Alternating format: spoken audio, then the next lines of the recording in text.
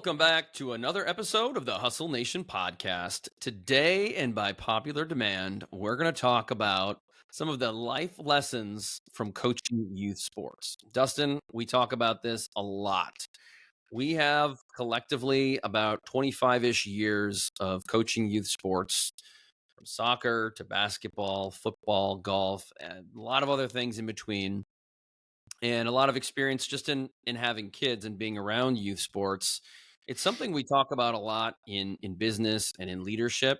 And so much of coaching youth sports, we're instilling and we're teaching these life skills that are transferable skills, really, that they can apply to any sport, any hobby, and anything they do in life.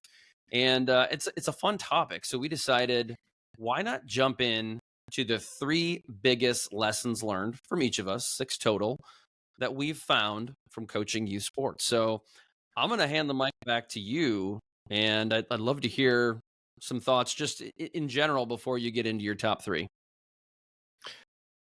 Yeah. So as we've talked about for years now, it's interesting on how when you start as a youth sports coach, you do it for a number of different reasons.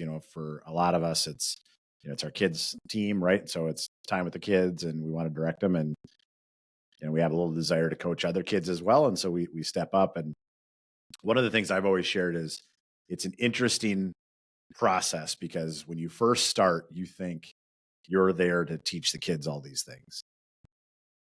And when you hang up the whistle, you realize I think I learned a lot more from them than I probably ever coached them. Yeah. No And doubt. maybe that means I'm a bad coach. I don't know, but it's amazing on how many life lessons you can learn because in youth sports, it's just so pure, right? Sports already is in many ways, you got scoreboards, you got winners and losers, you got emotion, you got dedication, you got all these different things that exist. But youth sports to me is a whole different level because you're also going through stages of life with, little humans that, for many of those years are completely unfiltered, right? Hmm. They're not adults that have years of scar tissue and things they think they're supposed to behave a certain way and all that. And so you're able just to find some unique situations. And obviously they don't realize they're creating these situations most of the time. But to me, that was the most amazing thing is all the things. I know we kind of challenge ourselves to each pick three today. But as we talked about before the show, we have such long lists we could pull from. But I think it was a good challenge to kind of pick a couple of pieces. But before we get in the top three, I would love to hear why, though. What is your why with coaching youth sports? Because to me, I've got one that I'll go into, and I think it's important on this subject. And it's not just because you have kids, I'm sure. Yeah. So my why for coaching was a little bit unique. So first, my family has a strong coaching background. My grandfather, who started McClone Insurance, he really was a teacher and a coach. That was really his background. So from multiple generations, my father, uncles, lots of different family members have coached through the years. So it's always been around me for sure. But ultimately, the initial motivation for me to coach was much simpler than that. So my son was going into third grade, and I was very dedicated to my career and our business, and really trying to build my career, build our business, really to try to build a legacy. And I all of a sudden realized I wasn't really spending much time at all at home. And my son all of a sudden was entering third grade. Hoops is a very big thing in us and our family. We follow the teams and we're very passionate about it. Both my wife and I both coached youth basketball. And all of a sudden I realized I wasn't spending enough time with them. And so it was this kind of light bulb moment where all of a sudden you're looking at saying, something has to give. Otherwise, all of a sudden my kid's going to be grown up and I haven't been a part of it. So what can I do to take a more active role? And so it was literally kind of at a snap of a finger. I said, you know what, I'm going to coach them hoops. And so I literally coached him from then all the way through eighth grade. And, I was actually at one of his games last night. He's now in high school. And I was maybe yapping at him a little bit from the sidelines. And my wife had to remind me, you're not his coach anymore. And I'm like, you know what? I'm always going to be his coach. That's right. I think that's cool. And I think whether you're you or you're me, I played a little bit growing up. That is basketball. I almost played no soccer, but yet I knew that because I had extensive coaching experience in my 20s from volunteering at different camps and stuff, I knew that I could make an impact. And for me, that was probably the most important thing is I saw firsthand as a young adult and as a teenager the impact you could make, and you could see those eyes light up and you could say, wow, that's so cool, or this is exciting, and something goes from being dreadful to being fun. So you can see the joy on a child's face going from I don't want to be here today, just this dreadful look, dreadful response, to an hour or two sessions later, they light up. They're excited to be there. They're excited to be with their friends because not only are they learning something, but they're getting better. And a lot of what I've always tried to do is teach life skills that are transferable. And I think that sports in general can teach you that, especially with the right coach. And you can see these young kids and these young adults transform, and it's really fun for me when I was coaching high school football, not high school, middle school football, from 6th through 8th grade. You could see these kids grow, you could see the skill set, and then blossom into a starting defensive lineman or starting quarterback. And that's just like, that's really cool. I was a Mhm. part of that. Like, I played a small role in seeing this young student athlete turn into a division 3 football player, or even a starting high school volleyball player, soccer player, whatever it might be. And so that was a big reason for me. I've also seen in my years of coaching a lot of great coaches, and unfortunately I've seen some that were just in it for their kids, and seen parents meddle in kind of the politics of trying to get playing time. And I always said that if I had kids, regardless of any sport they're in, I'm going to try to get involved in some capacity to make sure that those things don't happen. Obviously, I think the best kids should play, the ones that have the best attitude. But outside of that, I said, not only can I make sure that some of these negative things don't happen, but I can help teach some of these really important life skills that these young girls and young boys can go on and they can instill into other activities, sports, and more importantly, grow up to be great adults that give back in society. Yeah, it's excellent. So let's jump into our top three. Dustin, kick it off. Yeah. So the first one I wanted to talk about was about energy matters, and you can call that passion, you can call it energy. One of the things that I'll never forget my first tournament coaching third grade boys basketball, and you lose your voice after 3 games, because probably after one game, because literally you're yelling the same thing over and over and over again. It's who do you As loud got, as you can. right? right, right. Like, and it's get back. I mean, those are basically the only Yep. two things, because at that point they don't even necessarily know if they're on offense or defense. But what you realize is that even as that carries on, I believe when you get to higher levels, right? If you see a lot of NBA coaches and stuff, they're not high energy necessarily on the sideline, right? Like by that point, these professional athletes, right? Like they have a lot of their own internal energy. They can create energy from each other, and they have obviously a lot of passion and things like that. But one of the things I've seen with a lot of youth sports is you got kids that have varying different levels of passion and different levels of energy. And I think it's really hard to kind of skip past that. I'll give you, if you look at, just the sidelines of different youth sports, there's not too many that are highly successful where the coach is not super energetic and passionate. Now that still can look different, right? It doesn't necessarily mean they're jumping or whatever, jumping up and down or sprinting down the court. But they're hyper engaged, and you realize that you have to lift people up. And when I think about like the different businesses and organizations that I've been involved in, to me as a leader, it's so often that's something you overlook. You overlook the value you can bring through just energy and passion. I think a lot of times we think it's got to be strategy, or it's got to be this, or it's got to be that. A lot of times it's just bringing the heat, bringing the energy, showing them how passionate you are about what we're really trying to achieve. And it can't be fake. It's got to be authentic. It's got to be real. But to me, that was one that I probably got a lot better by coaching youth sports about bringing that energy and being able to transfer it to others. I love that. I think back when I was coaching 5U and 8U soccer, and at a certain point, I stopped coaching soccer because I have very little experience playing the sport. But I remember being the loudest coach of all the teams we'd play and all the people in our school district. And I thought at a certain point that maybe I need to tone it back a little bit. But I got excited. I was really passionate. I'm very authentic about seeing my team win. I love it when one of the girls was hustling down, dribbling the ball, and then kind of while simultaneously getting bumped by the other girl, she fought it off. She powered through it. And I'm like, yeah, great hustle, great hustle. And I thought, okay, Chris, you're not coaching the boys here. This isn't like seventh grade football anymore. We're not trying to tackle people. And then one of the dads came over after and he's like, I really love your energy. He's like, that's exactly what my daughter needs. She needs someone to pump them up and they get excited about that. And then all the girls are cheering. Even if the girl didn't score the goal, it's fun to see that young girl power through that adversity and getting bumped and then basically driving the whole field to get there.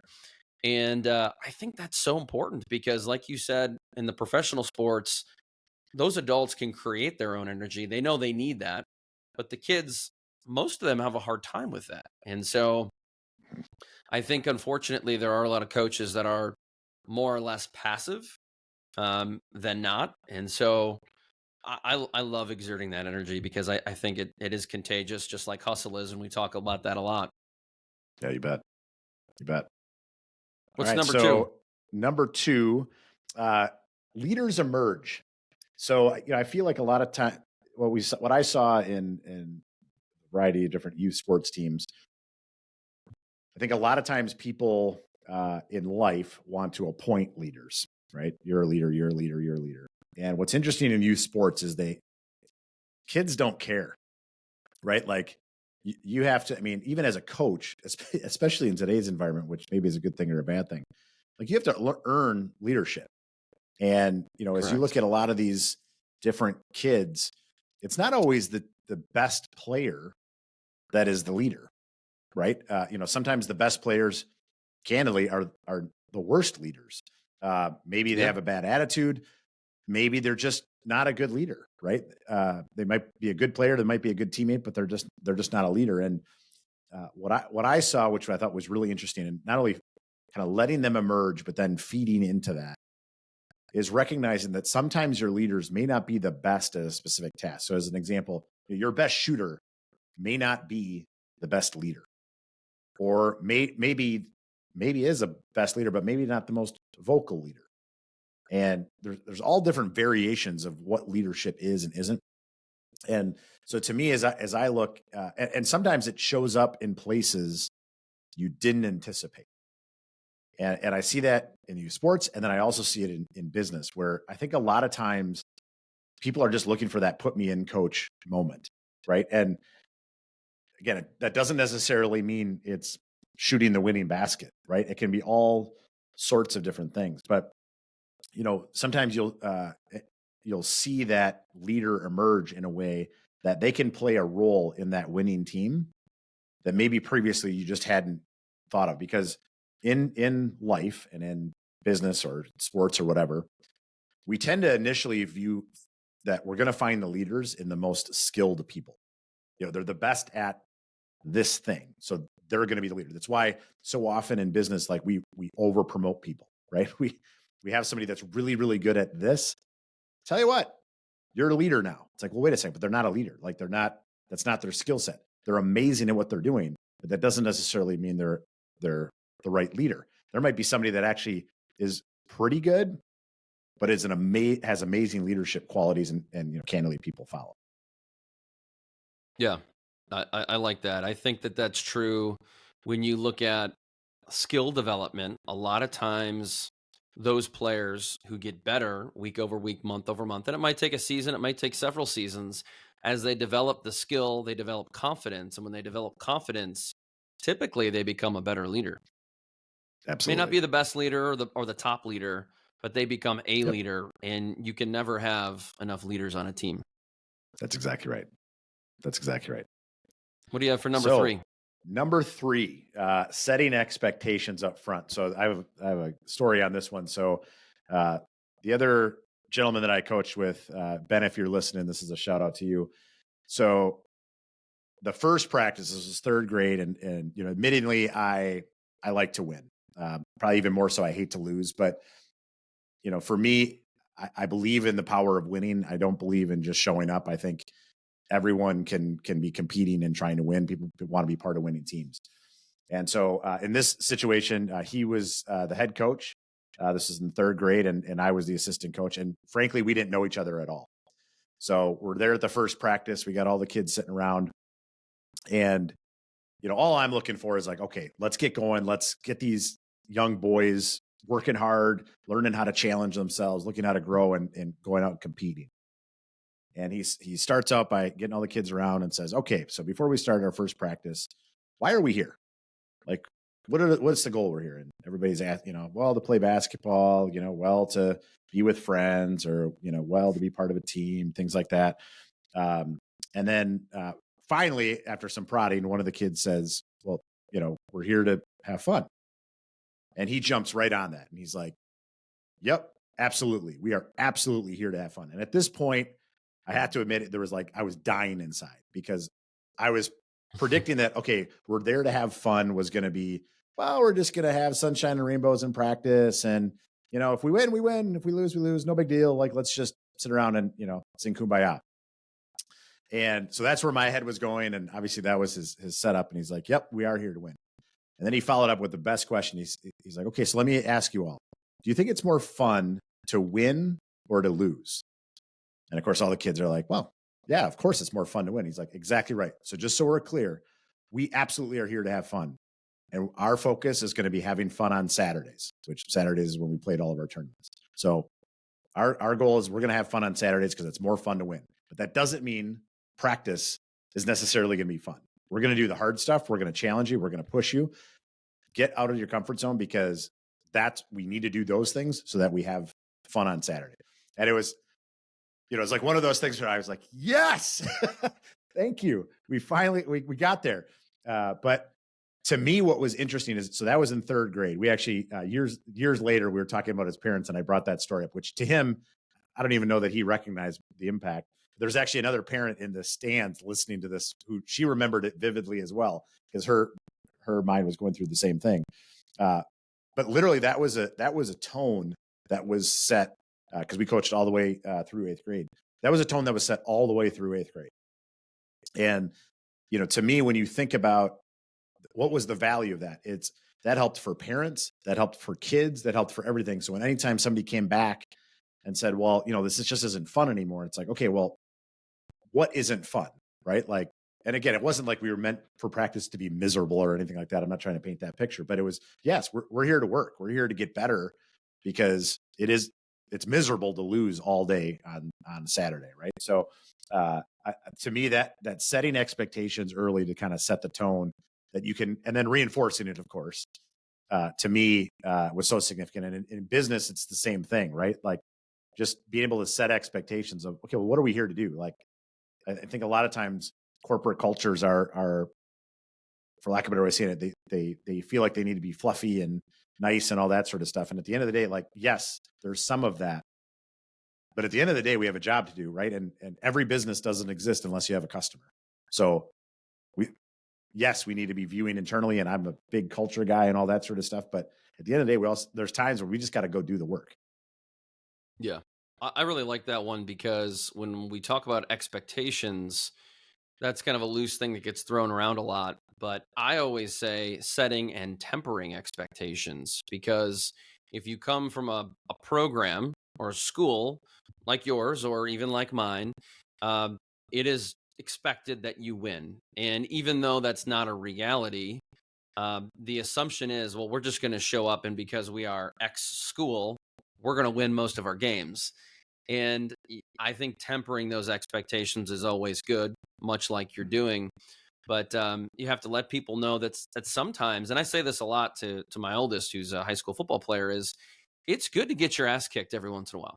Yeah. I actually think Yes. it's healthy, Yes. because if you come from a program, we'll just call it like statewide or kind of countrywide football program like Kimberly High School is, the expectation is you're just going to come. You're not only going to win, but you're going to destroy teams, and you're going to go to state every year.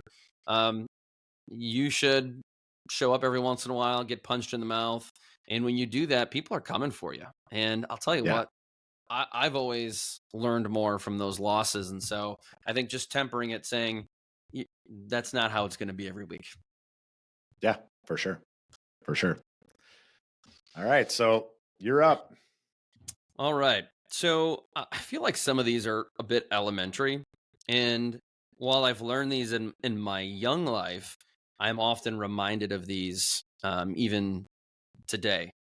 And so one of them for me is address issues immediately, whether that be with your team, with the parents of the teammates, because I've had situations in the not so recent past where I've had multiple players on a team, and we're talking about young girls, first, second, third grade, who show up and they are only there because their parents signed them up, and they'd be very vocal about telling you, look, I'm not that interested in being here, I don't even really like this sport. And so what happens when they don't want to be there is you tend to have some behavioral issues. And we're not talking about things that are malicious. We're just talking about distractions, listening, putting forth the effort. Because as you know, when you have players, 5 players on a court or 5 players on a soccer field, and one of them isn't putting forth, just say, their best effort or even close to that, a play is going to break down. It's not going to work. And so if you have this pattern of not working, that brings the morale down. And other players are like, come on, like we're so close here. Why can't we just score a goal? Why can't we just get this basket? Why do we keep losing? And so when you get 2 or 3 of those players together who become this nucleus of distractions, we'll call it to be nice, Yeah. that can really over weeks cause a team to kind of spin in the opposite direction from where you're intending to go. And so I think it's really important that a lot of the things you said, like setting expectations, but also when you have those issues, address them immediately with your team, with the players, probably individually if you can, and then with the parents, and let them know that there may be some ramifications.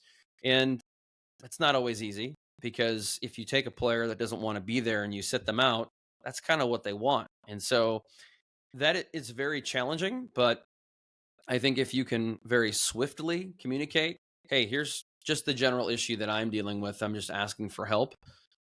Boy, does that make life easier. And of course, in the world of business, it's so much easier when you just have a conversation about an issue that's happening, because you might find that maybe it's not as big of an issue as you thought. Yeah, that's exactly right. And to me, as the idea of addressing those issues early is so critical, because I think a lot of times people believe that the person that's doing the thing is doing it for a certain reason.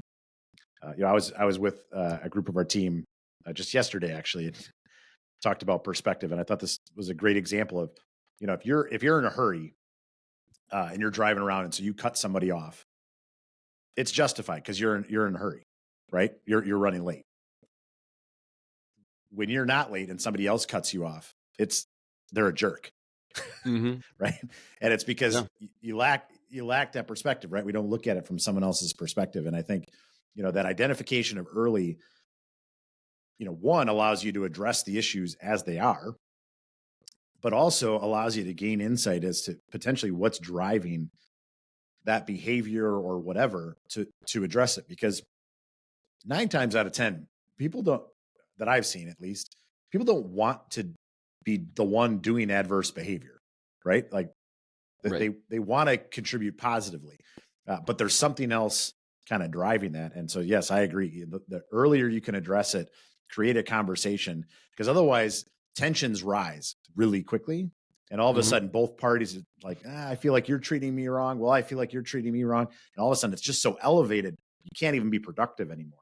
And so how do you Yeah. have that conversation early with an understanding that, look, we're both probably trying to do positive things here, but what's going on? Yeah. I recall an issue where, and it wasn't so much an issue as it was something that I observed.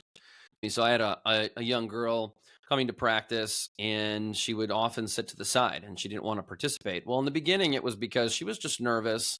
She didn't know a lot of people. She was brand new to the sport.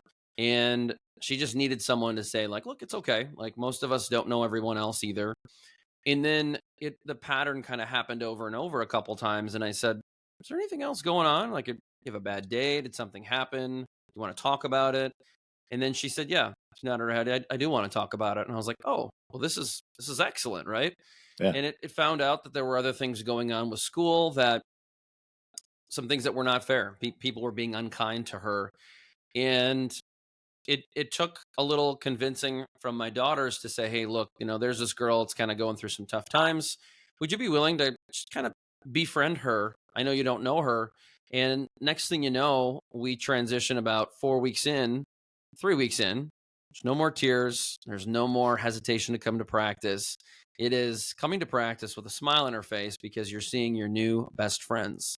And so, unfortunately, it can take some weeks, and it required a couple conversations with parents to try to get some more information. And then a lot of it was just really letting this person know that, look, we really want you on our team. We're really happy to have you here. You're a great teammate. You're great to coach. And it took some work, but we got her to love the sport and love her team. And so it's different from the first issue I mentioned where you have behavioral and engagement stuff. But I think if you can nip that in the butt right away, you certainly have a recipe for success. Love it. Next up. Control your emotions. Now, this is something that I learned, and frankly, I wrote a book about many years ago, but I think it's important for the young student athletes to learn. And again, boy, girl, football, basketball, soccer, whatever, golf. This is one that is important throughout your entire life. And through coaching youth basketball, which I'm doing right now, I often remind my kids that, you are responsible for yourself. And ultimately, you can only control what you can control. So when I've got a kid coming off the court, that's my kid. I try not to single out my kids, but you can't help but your eyes go to your kids more than the other kids. And so I'm trying to talk to my daughter and say, what is going on? What are you so mad about? And she won't tell me. And I said, look, as your dad, I can't help you if you can't tell me what the problem is. There's nothing I can do about it. And there's nothing I can say. And it just is, this other girl is frustrating me, right? And she's poking me, or she's saying things, or this girl landed on me. I get it, third grade. It's hard to process that. This is the first time we're Mhm. playing any level of competitive basketball. And it struck me that at some point at halftime, I needed to let the girls know that we're playing a team that's very physical and a team that has a big size advantage on us. And I had to say, like, look, I can tell that a lot of us are frustrated, dejected. We just came off of losing 2 consecutive games, and now we're losing in our third game. But the thing that we can't do is we can't get ourselves thrown out of a game. We can't get a foul because of our behavior. And so if there's a problem that we're having with the other team, first we need to talk about it. You need to tell us what the problem is so that we can talk to the refs or potentially the other team and say, look, this isn't right. But you need to control your emotions. Take a deep breath, because the last thing we want to do is push back or say something that we wish we wouldn't have said. And it's not easy to do. It's easy for me to say to control your emotions, just like we can do in the office at work. But we can only control what we can control, which is ourselves. And I often say this, I know this is a really hard message for kids, even teenagers to get, but you are 100% in control of your body and your emotions. Outside of restless leg Yes. syndrome, you are in control. Right. Be the calm in the eye of the storm is often a way I think about this, right? If you think about, if we look at it in business, I think there's such a need to be calm when the world around you is not.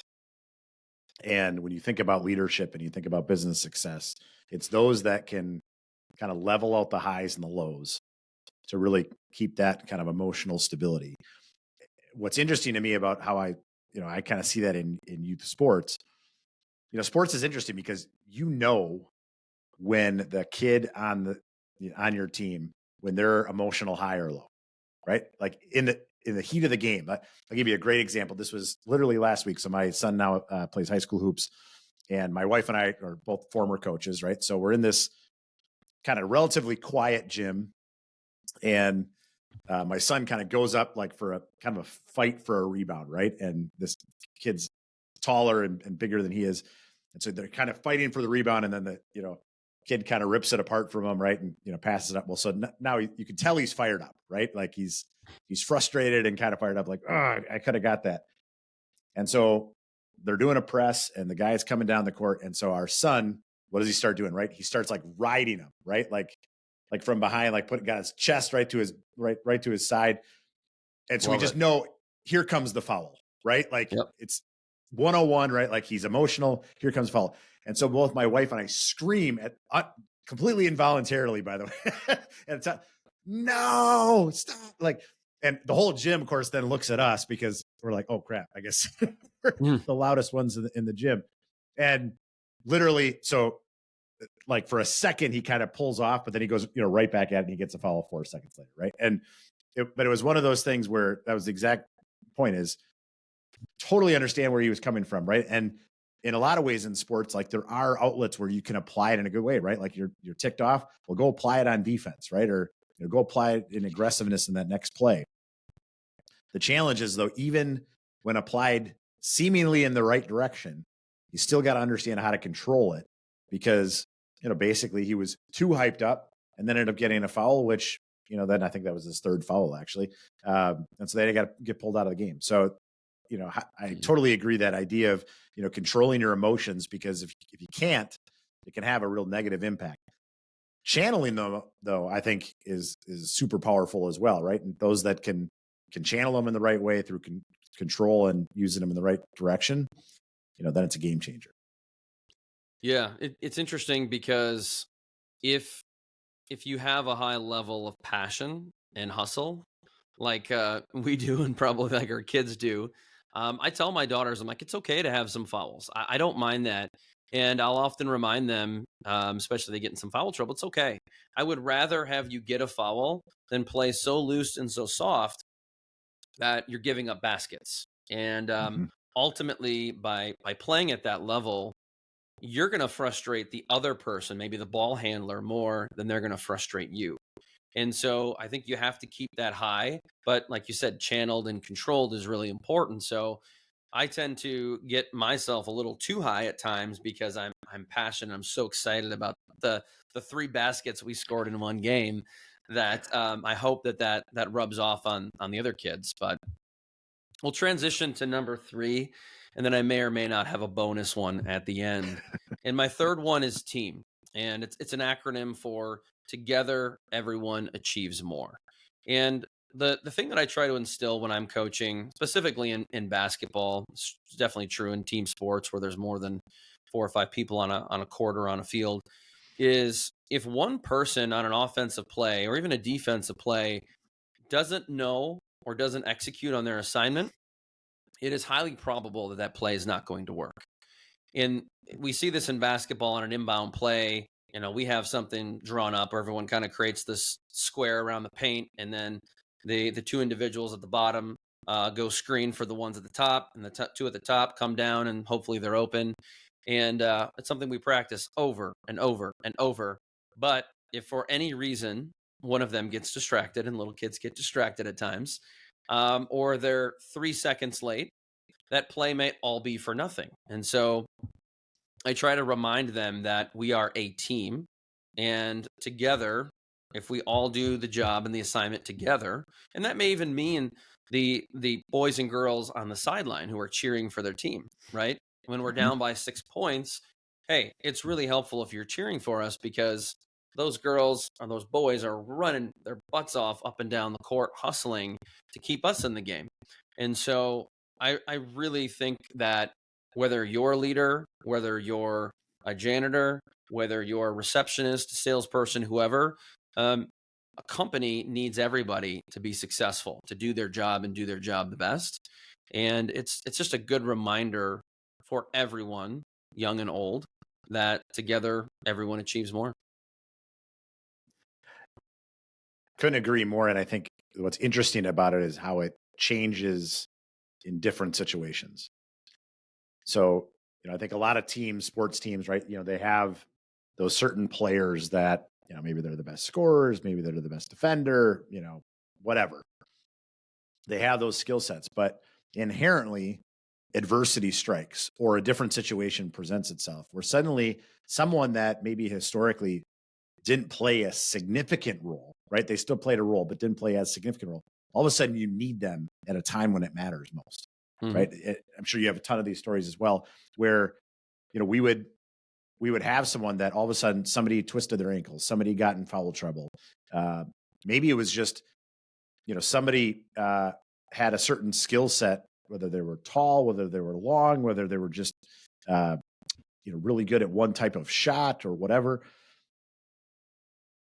Infusing those people in certain times where that they might only have an impact on 4 plays in a 6-game tournament, but those 4 really, really matter. Yeah. And, to me, you could talk about even the bench. Uh, it's another big thing, right? Sometimes it's just the energy. Sometimes it's the kid pulling maybe the star player aside, be like, look, you got this. Like, they're in Mhm. their head or whatever, and just, calming them down. And, uh, I think when I look at it for business, it's interesting because not only as your own team, but, we've even talked about it with Hustle about there's also so many people in the world that can help you get better. And so when you expand it outside of sports, it's who really is my team and who are the people that I'm surrounding myself with to continue to challenge myself, because if I can pull a little bit from all of them, I tell you what, everybody does better in the long run. Yeah. I couldn't agree more. I think that there's one more that I want to throw out there that's really important. That is Is this the really bonus good. one? Yeah, to teach kids. I really believe kids should know that it's not fair. And if you happen to be growing up with above average means in your life, that's probably something you're not going to see or be exposed to until probably your teenage years.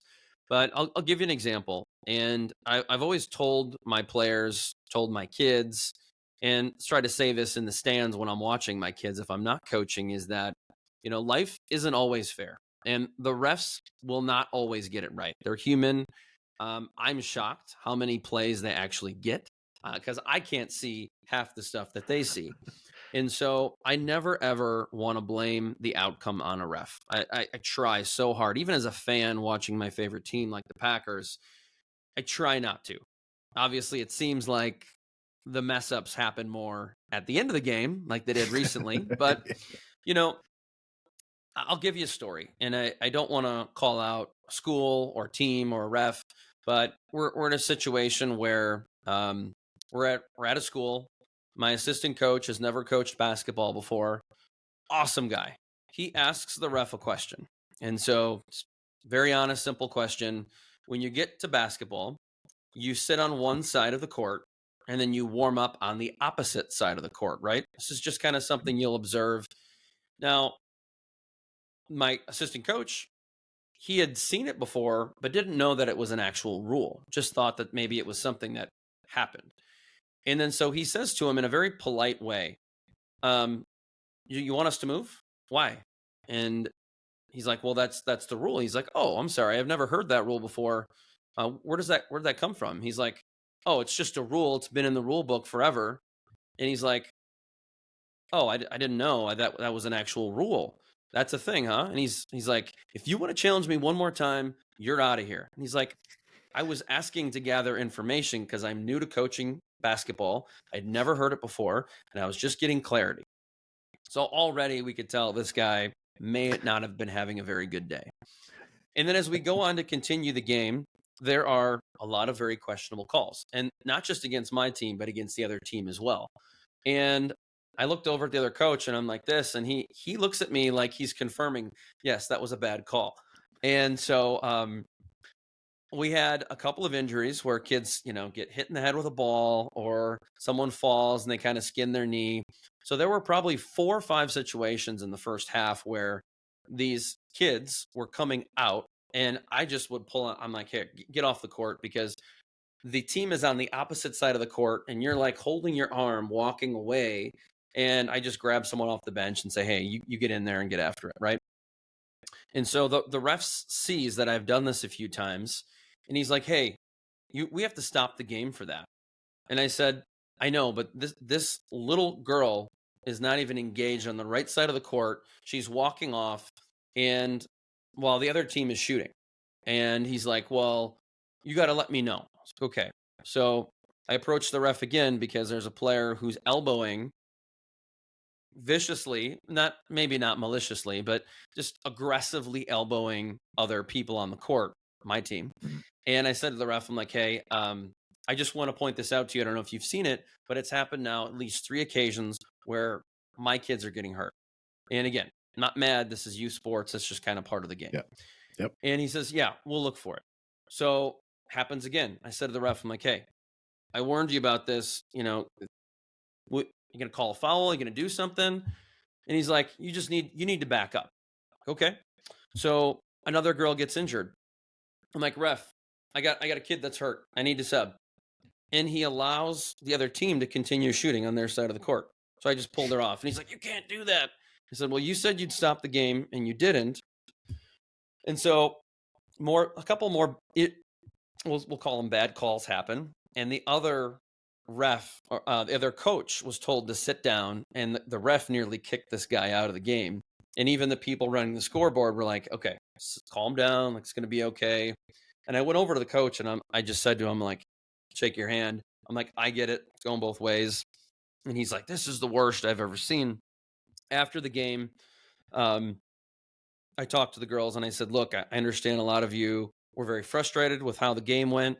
I said, "But at the end of the day, you're going to find that unfortunately life's not fair.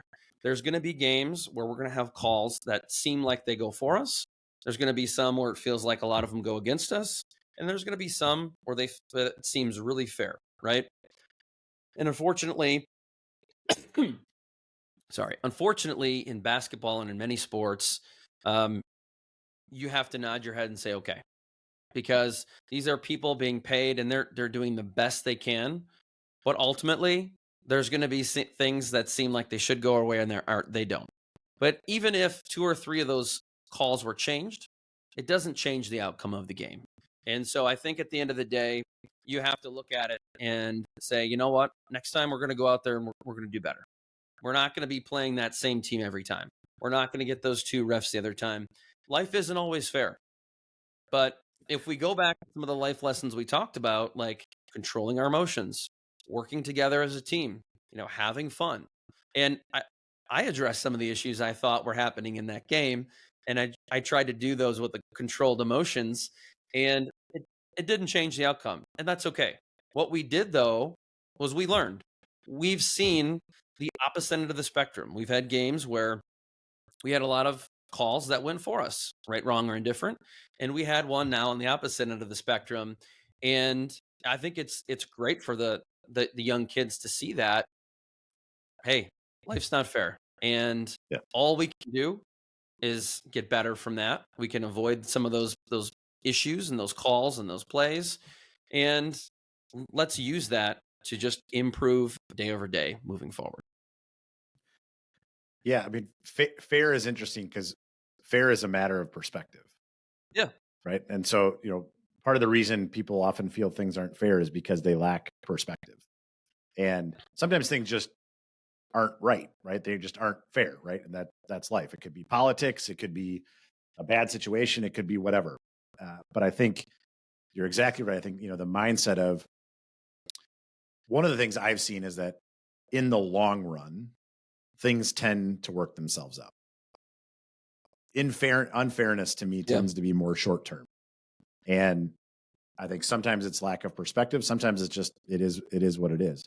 I look at it as uh, playing time is another thing that, often comes up in youth sports. Right. And, I'll call it playing time in sports. I'll call it, promotions in business. And it's the same thing, right? People get upset, like, well, how come this person got promoted, or how come this person got this job, or how come this guy, got in a few more minutes than I did, or went in first, or whatever. Well, in some cases, it may just be the wrong decision, right?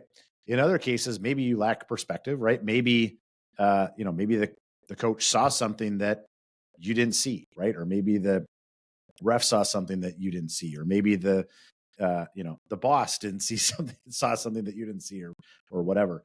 And so, to me, I think I completely agree. This mindset of, life is not fair, but with almost a lens of, start with perspective, right? Anytime you find yourself, because it's a cancer, right? When people say, well, that's not, literally, there's a successful businessman here in the area that he has a rule in his family, like, there's one thing you will never say, and that's not fair, because to him, that's 10 times worse than any cuss word you could possibly say. That's not fair is the cancer. That's the root of all evil in many ways. I should start telling my kids that. That's awesome. I like perspective, and I like the way you said that, because it reminds me, which I say this a lot especially if you watch NFL, right? At the end of a game, it's not uncommon. You'll see a team that's down by a touchdown try to throw a Hail Mary, and then it seems like there's a pass interference call. And then you'll often hear on social media the next day, well, the refs ruined it, right? One bad call, and we weren't able to win the game. Well, you can't put it all on that one call, and I'll tell you why, is because there was likely a couple of missed blocks. There's probably a couple of missed passes, or maybe some bad play calling, because it's not all the players, it's the coaching too. And so if you just zoom out and you take away that one bad call that you think ruined the game or caused you to lose the game, there's a lot of things you could have changed, and you could have changed early in the game. Like when you saw on that first drive that, hey, in the first quarter, we were constantly being screened, and that caused the other players to be open for open shots. Or, they were playing the run better on defense in the first quarter. Well, then make adjustments, right? So I don't think you can call it a bad game, or you can blame losing on 2 or 3 bad calls in a game. That perspective is wrong. And so I think you have to look at it through the lens of, were there other things we could have changed? Were there other things we could have done better? And I mean, if you zoom out even further, preparation. Did we prepare properly for this game, or for this season, or whatever the case might be? And so perspective is huge. That is something that's very hard to teach kids. Tell them what perspective is. It's like hustle. They're like, I thought I was. Yeah, right. Exactly right. Any final thoughts on lessons through coaching? To me, this has been a lot of fun. As you said, and we talked about prior, there's almost infinite lessons to be learned. But to me, what I think has been really interesting about not just this episode, but just as we've talked about hustle over the last number of years, and tying these things together, I found that when you look at youth sports and you kind of have that lens of what can I learn from it, it's amazing on how much you can apply to other things in your life. And, so to me, that's been kind of the most revealing thing. It's just, even when I go to youth sports games now, even as a non-coach, to me, I almost have that lens of, what am I seeing, and what can I learn that really I can apply to many other facets of life. Yeah, you made a really interesting comment in the beginning about, I think I learned more than the kids did. I've always believed that those who teach or coach must never cease to learn. But ultimately, the more of that you do, the better at it you'll get. So if you're like, hey, I want to get really good at this, well, teach someone else how to do that, and you're going to improve even more. And that's what's fun to me, is if I'm going to do something, I want to be good at it. And the more you get involved, from the day I started coaching basketball or soccer, I learned so much more, and I developed a new profound appreciation, not only for those sports, but also for the coaches that are attempting to teach these kids. Because if you've ever taught or coached youth in any capacity, you will have a new profound appreciation, not only for the coaches, but also for the referees, because it's not easy. And I will say, after games, I always go around to thank the referees in whatever sport it might be if I'm coaching, because they don't get paid a lot of money. And there's always a couple parents who yell something stupid. And, there's a shortage of referees these days. It's a thankless job. But um, even with a couple of questionable calls, most of them are pretty darn good at what they do. For sure. And I will say this as just a final thought. I've been teaching all of our kids after the game to go around and give a high five or give knuckles to the refs, because I think, again, at the end of the day, we're in control. We're in control. So it's up to us to make a shot, not make a shot, to do all the little things to help our team win the game. And so, like it or not, if you think a ref was too tough on you, you still go around and say thank you. And I Exactly think right. that is maybe one of the best lessons we can teach kids about just attitude and mindset at the end of the day. Completely agree. And a good reminder for us, because life isn't fair. All right. So, for all you coaches out there, all you listeners, thank you for tuning in. I hope you found some value in today's podcast. If you would, please leave us a review on iTunes, Spotify, wherever. We appreciate your ears. Until next time, peace.